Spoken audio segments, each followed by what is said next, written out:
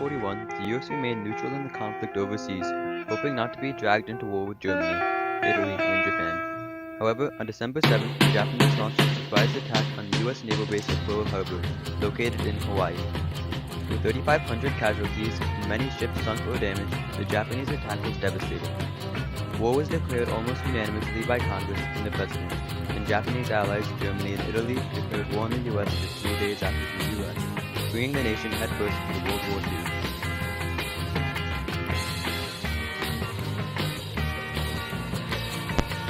During the Pearl Harbor attack, 2,335 servicemen were killed and 1,000 more wounded.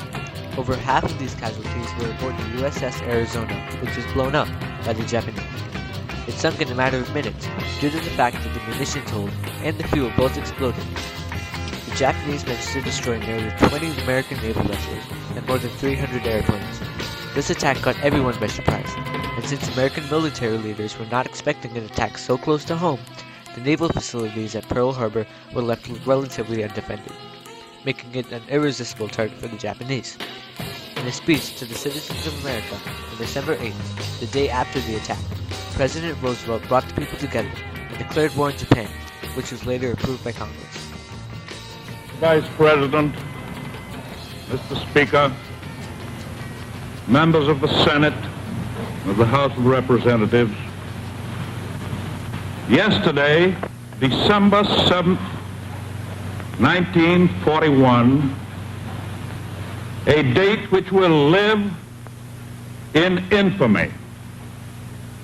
The United States of America was suddenly and deliberately attacked by naval and air forces of the Empire of Japan. After Japan attacked Pearl Harbor, the country took swift measures to take control of East and Southeast Asia. They seized Singapore, which was considered to be an anchor of Allied strength, and pushed Britain out of Burma. In a siege that lasted 3 months, they overwhelmed Filipino and U.S. defensive positions on the Bataan Peninsula outside of Manila. Their captives were marched to prisoner of war camps, thousands of which died of maltreatment in what is remembered as the Bataan Death March. The first check to Japanese expansion came in May, in the Battle of Coral Sea, where American aircraft carriers halted a Japanese thrust towards Australia and alleviated any concerns that the U.S. Navy was overmatched. In June, the Japanese attacked the island of Midway. Their goal was to destroy the American carriers. However, the U.S. had cracked the Japanese codes, so they knew the attack was coming and prepared accordingly. The U.S. Navy dive bombers were able to find the Japanese fleet and managed to sink 3 aircraft carriers in a matter of 5 minutes, and essentially ended Japan's efforts to expand in the Pacific. Additionally, in 1942, the Battle of Guadalcanal was the first major offensive and decisive victory in the Pacific theater. The Japanese had control of the Solomon Islands, which lay in the center of shipping lanes in the Pacific. The U.S. then launched a surprise attack on the island of Guadalcanal. With the help of the Special Navajo Marines Unit, the American forces were able to overwhelm the Japanese and secure a strategic location that was critical for the communication in the war.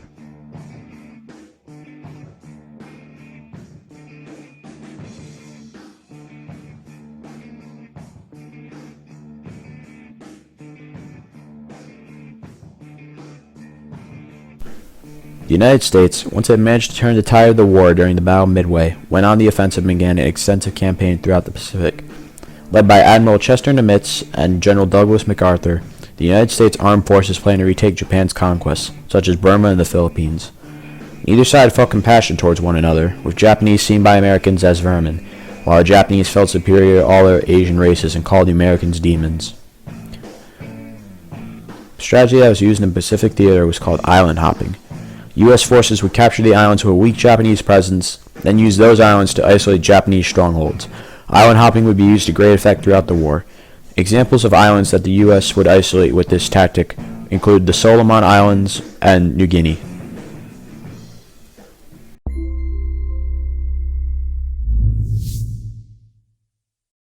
The home stretch of the Pacific offensive began with the invasion of Saipan, one of the Marinara Islands, on June 15, 1944.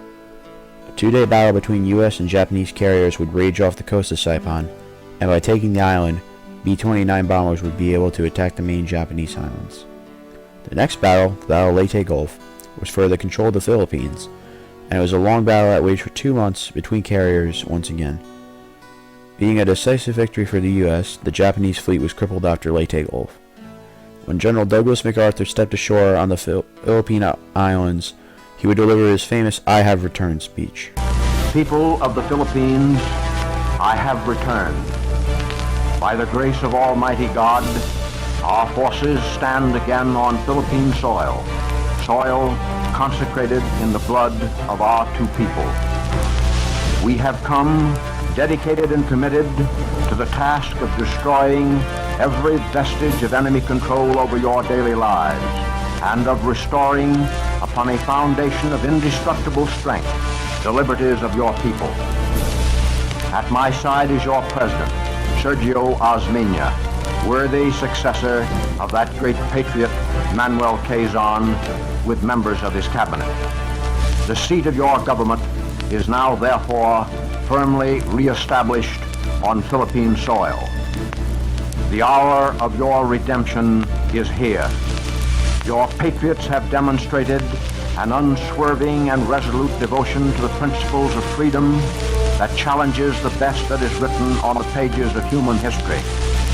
I now call upon your supreme effort that the enemy may know from the temper of an aroused and outraged people within that he has a force there to contend with no less violent than is the force committed from without. Rally to me. Let the indomitable spirit of Bataan and Corregidor lead on.